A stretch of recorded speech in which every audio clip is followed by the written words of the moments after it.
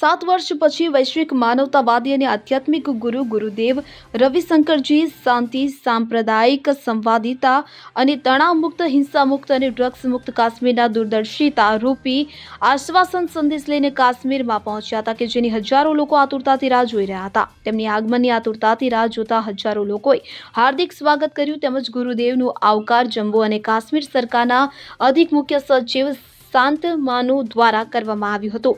કાશ્મીરના યુવાઓ સામે વધતી ડ્રગ્સની લત એક ગંભીર પડકાર રૂપે ઉભરી રહી છે।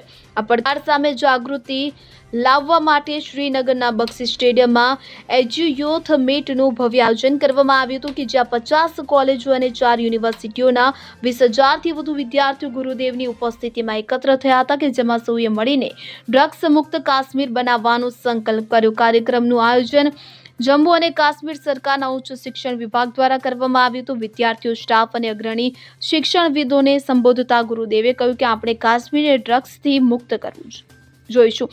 મારું હંમેશા સ્વપ્ન રહ્યું છે કે એક હિંસા મુક્ત સમાજ, રોગ મુક્ત શરીર, દુવિધા મુક્ત મન, અવરોધો મુક્ત બુદ્ધિ અને દુઃખ મુક્ત આત્મા આ દરેકનો જન્મ સિદ્ધ અધિકાર છે।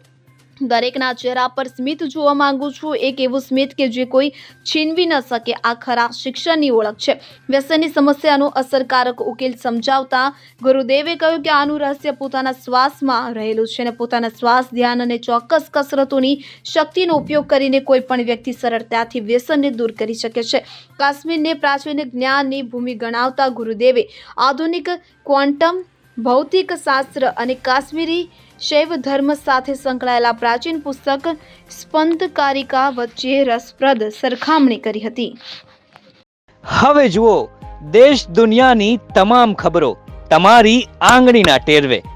ઉઠાવો મોબાઈલ અને ગૂગલ પ્લે સ્ટોર પરથી ડાઉનલોડ કરો અમારી CN24 ન્યૂઝ મોબાઈલ એપ।